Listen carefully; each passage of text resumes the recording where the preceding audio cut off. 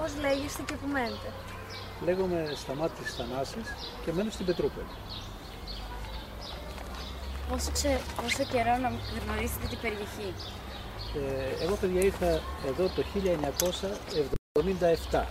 Αν μετρήσουμε τα χρόνια τώρα είναι 38 χρόνια, αν δεν κάνω λάθος δηλαδή. Είναι 38 χρόνια εδώ. Μάλιστα. Έχετε κάποιο προσωπικό δεσμό με την περιοχή? Βεβαίως έχω προσωπικό δεσμό με την περιοχή, γιατί υπήρξα καθηγητής και διευθυντής του 6ου Γυμνασίου, το οποίο είναι στις παρυφές του βουνού. Και επίσης εργάστηκα ως εκπαιδευτικός σε σχολεία της Πετρούπολης επί πάρα πολλά χρόνια, από το 1990 σε σχολεία μέχρι το 2007. Γνωρίζετε κάποια ιστορικά γεγονότα που σχετίζονται με αυτή την περιοχή? Αρκετά, θα λέγαμε. Αν ξεκινήσουμε από τα αρχαία χρόνια, κάπου εδώ στο Εθνό υπήρξε ο χρόνος του Ξέρξη στη διάρκεια των Περσικών πολέμων, το 480 δηλαδή π.Χ. Κάπου εδώ πάνω ανέβηκε ο Ξέρξης με τη συνοδεία του για να παρακολουθήσει την ναυμαχία, που δεν του βγήκε βέβαια όπως την περίμενε, γιατί τελικά χάσανε οι Πέρσες. Αλλά και στα επόμενα χρόνια εδώ υπήρξαν διάφορα ιστορικά γεγονότα. Στην Επανάσταση του 1821 ο Καραϊσκάκης έχει δώσει μάχες σε αυτές τις περιοχές εδώ πέρα, όταν προσπαθούσε να βοηθήσει τους Έλληνες που ήταν κλεισμένοι στην Ακρόπολη της Αθήνας.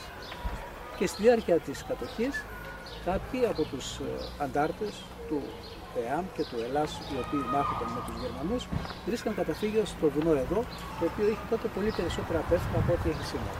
Και δεν υπήρχαν και τα σπίτια βέβαια. Όλη η περιοχή ήταν σχεδόν ένα μεγάλο δάσος, μέσα στο οποίο βρίσκανε οι άνθρωποι της αντίστασης καταφύγιο. Γνωρίζετε κάποια προβλήματα στην μη προστατευόμενη περιοχή? Ναι. Προβλήματα μη προστατευόμενη εννοούμε αυτή που είναι εκτός από το άλσος που βρισκόμαστε, έτσι, προς την πόλη ή γενικότερα. Και το άλσος. Και το άλσος. Καταρχάς, ένα μεγάλο πρόβλημα έχει να κάνει με τους ανθρώπους και τις δραστηριότητες και τις επεμβάσεις τις οποίες κάνουν οι άνθρωποι. Είδατε προηγουμένως εδώ τα σπασμένα παγκάκια, τα οποία δείχνουν ότι κάποιοι από όσους επισκέφθηκαν αυτό το χώρο, αντί να τον σεβαστούν, έκαναν και ζημιά. Μπροστά μας μπορούμε να δούμε κουτιά από μπύρες ή χαρτάκια πεταμένα εδώ και εκεί, τα οποία δείχνουν ότι δεν αγαπούν αυτό το μέρος, το οποίο θα μπορούσε και είναι, όχι θα μπορούσε, είναι το πνεύμα ζωής, είναι η ζωή τους. Σε αυτά βέβαια αν προσθέσει κανείς και προβλήματα που υπήρχαν στο παρελθόν, δηλαδή με τα νταμάρια και με τους ασβεστοκαμίνους που υπήρχαν, έχει πρόβλημα. Έχει πρόβλημα κυρίως από τους ανθρώπους.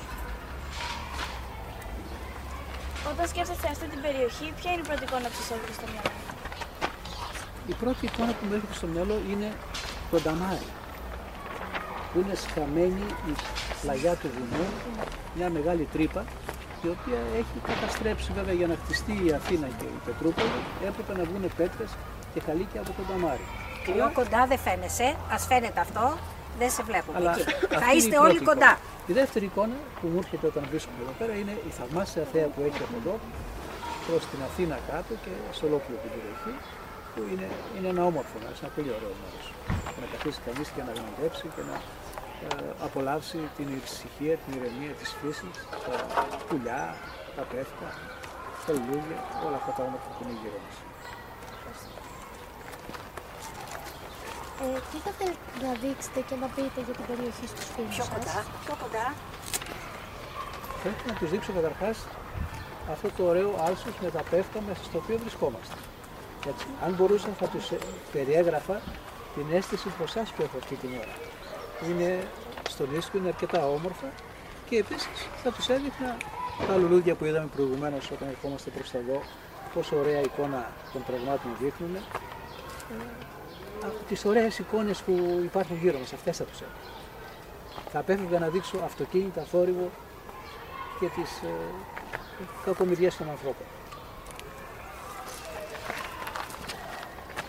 Γνωρίζετε κάποιες ιστορίες ή θρύλους σχετικά με την περιοχή? Σίγουρα υπάρχουν θρύλοι και ιστορίες πολλές. Μην ξεχνάτε ότι εδώ υπήρχαν μεγάλα δάση. Μέσα σε αυτά τα μεγάλα δάση στην αρχαιότητα κατοικούσαν οι Δριάδες και οι Αμαδριάδες. Μαράιδες δηλαδή, ωραίες κοπέλες, οι οποίες άλλοτε γίνονταν δέντρα και άλλοτε γίνονταν πλάσματα με μορφή και όψη ανθρώπων. και οι οποίες τη νύχτα τραγουδούσαν και όποιος είχε την τόλμη να μπει στο δάσος μπορούσε και να του κλέψουν την καρδιά του αν τις έβλεπε και τις αγαπούσε, αλλά δεν μπορούσε να τις κρατήσει γιατί φεύγαν, ξημερώνοντας τον ξημέρωνε φεύγαν. Βεβαίως, εντάξει, υπάρχουν και άλλες ιστορίες. Αργότερα υπήρχαν εδώ πέρα μεγάλα κοπάδια με πρόβατα κατά τη διάρκεια του χειμώνα. Κατεβαίνανε από τα βουνά της, από τον Παρνασσό και από τα άλλα βουνά της Λούμελης, κτηνοτρόφοι με χιλιάδες πρόβατα και μάλιστα κάποιοι από αυτούς συνέχισαν μετά να έχουν μαγαζιά, καταστήματα. Ο Τσέλιγκας, υπάρχει μια ταβέρνα εδώ πιο κάτω, θα την έχετε ακούσει. Είναι απόγονοι αυτών των κτηνοτρόφων οι οποίοι βόσκαν τα πρόβατά τους εδώ πέρα. Φανταστείτε λοιπόν μια ωραία ειδηλιακή εικόνα, τον Τζοπάνο με τη φλογέρα του, τις φουστανέλες του, τα σκυλιά του, τα άλογά του, να βόσκει τα πρόβατά του και κάτω η Αθήνα να μην είναι χτισμένη όλη η περιοχή που βλέπουμε μπροστά μας, να είναι χωράφια και δέντρα και στο βάθος να υπάρχει η Αθήνα γύρω από την Ακρόπολη. Αυτό. Γνωρίζετε γιατί αυτή η περιοχή δεν είναι προστατευόμενη? Πιστεύω ότι δεν είναι προστατευόμενη γιατί είναι πάρα πολύ κοντά στην πόλη, κοντά στα σπίτια. Συνήθως οι προστατευόμενες περιοχές βρίσκονται σε μια σχετική απόσταση από αστικά κέντρα και επίσης δεν θα το σκέφτηκε και κανένας. Όταν χτιζόταν η Πετρούπολη και όταν χτιζόταν όλη η περιοχή εδώ της Αθήνας, αν κάποιος είχε την ιδέα να ρίξει προστατευόμενη μία περιοχή, σίγουρα θα γλίτωνε από τα σπίτια και θα γλίτωνε από τις επεμβάσεις των ανθρώπων. Αυτό όμως δεν το σκέφτηκαν οι άνθρωποι εδώ και 50, 60, 70, 80 χρόνια, με αποτέλεσμα να υπάρχουν κομμάτια της περιοχής τα οποία να μην είναι προστατευόμενα. Μακάρι να ήταν όλοι προστατευόμενοι. Ευχαριστώ. Πιστεύετε ότι θα έπρεπε να ήταν προστατευόμενη αυτή η περιοχή του τηλεόραση? Αυτό το είπαμε. Όχι, λέει αν ξέρω. Γιατί δεν ήταν. Sorry. Εντάξει. Παιδιά, πιστεύω ότι θα έπρεπε να ήταν προστατευόμενη. Προστατεύεται ήδη βέβαια από τις δασικές υπηρεσίες, από διαφόρους συλλόγους, από τα σχολεία τα οποία κάνουν εξορμήσεις, από ό,τι ξέρω μερικές φορές, και καθαριότητα. Από αυτά που λέτε στο σχολείο θα σας λένε οι καθηγητές σας να προστατεύουμε το φυσικό περιβάλλον, εδώ το δάσος, το άλσος, το βουνό ολόκληρο.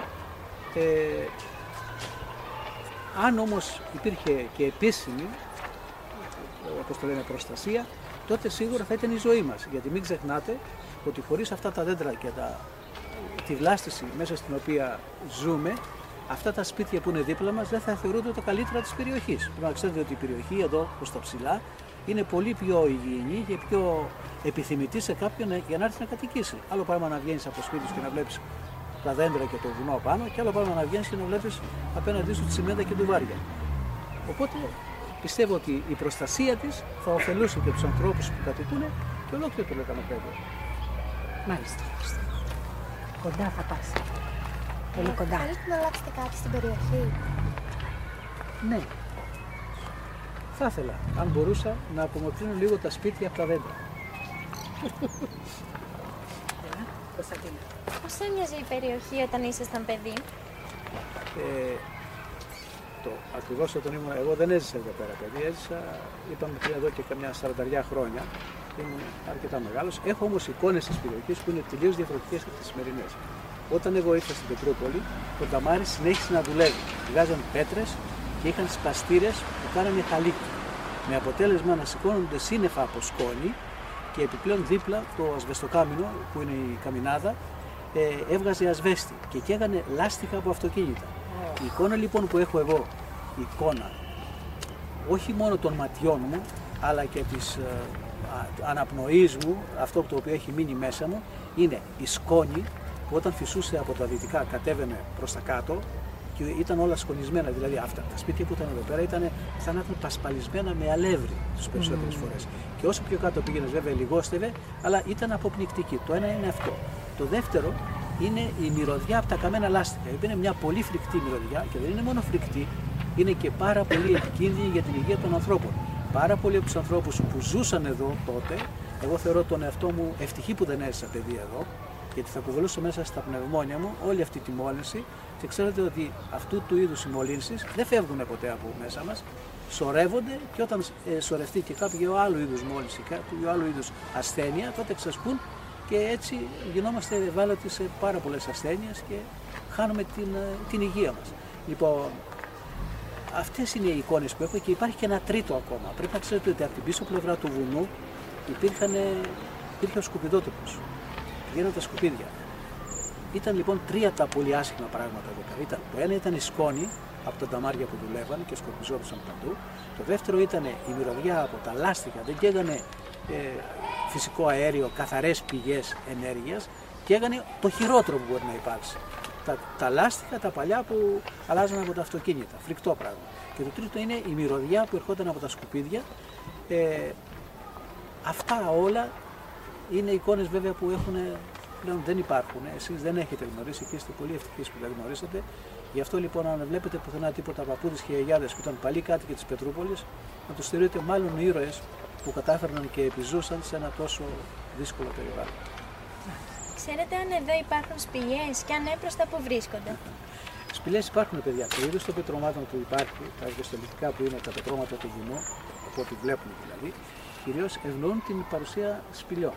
Έχω ακούσει από παλαιότερους που ήταν παιδιά εδώ, προς την περιοχή του άλσου του Αγίου Δημητρίου, προς εκείνη την περιοχή, και έχω δει και σταλακτίτες. Σταλαγμίτες και σταλακτίτες που είχαν πάρει μέσα από αυτές τις σπηλιές. Όταν ανοίγανε για να βγάλουν πέτρες, τα νταμάρια, γιατί δεν ήταν μόνο εκεί πάνω το νταμάρι το μεγάλο που λέμε.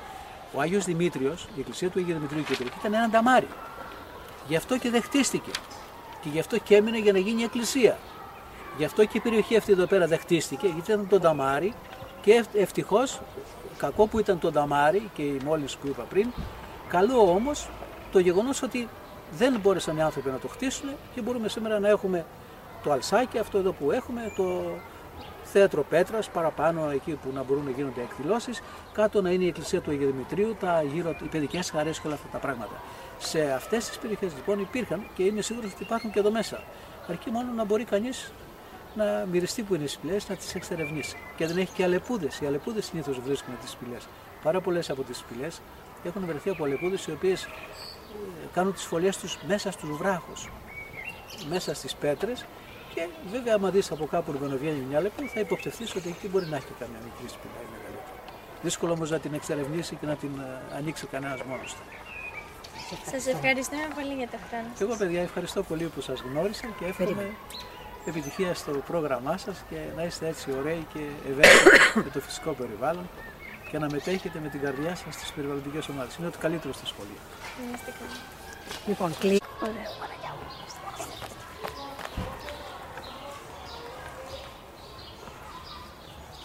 τι να πούμε τώρα όλοι? Ένα τραγούδι. Όλα για το περιβάλλον. Λοιπόν, να πούμε γεια σας από το Έκτο Πετρούπολης. Λοιπόν, γεια σας από το Έκτο Πετρούπολης. Δεν πειράζει ρε παιδιά, δεν είμαστε επαγγελματίες, έτσι δεν είναι?